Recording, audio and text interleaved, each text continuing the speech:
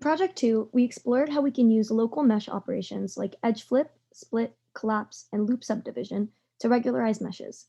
In this project, we wish to extend upon the techniques we learned in Project 2 to do anisotropic mesh regularization.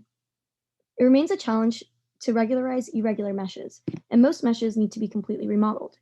In order to stretch and align mesh elements in a certain direction, we need to use anisotropic remeshing using curvature directions.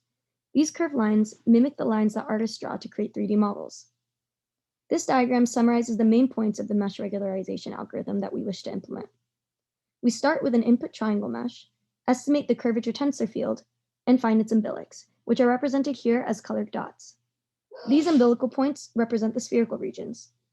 The blue and red lines here represent the lines of curvature in the principal directions, which are then traced onto the surface, with point sampling used in the spherical regions near the umbilical points.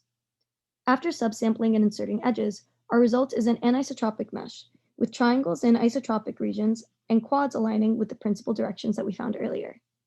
At the end of this process, we should end up with an improved regularized mesh compared to what we did in Project 2. So far, our progress has included pivoting to our new project topic, as well as familiarizing ourselves with Google's MediaPipe and Mesh Lab, specifically how to load images into the software and change the structure of an input mesh. As a first step, we wrote some code that takes faces and returns a mesh of the face and its key point. This gives us a pretty decently dense mesh. So from here, we'd like to figure out how to smoothen this mesh while preserving detail. We've also read up on various remeshing algorithms and settled on this paper on anisotropic polygon remeshing, which is linked here on the slides as well as on our website as our North Star paper.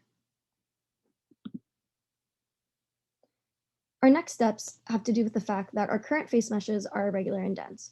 For most 3D rendering applications, only the eyebrows and the eyes need to have a dense concentration of landmark points, not the entire face. Our next milestone will be to smoothen the generated face mesh using the aforementioned techniques using Mesh Lab. We aim to achieve a balance between mesh smoothness and its effectiveness in representing the face.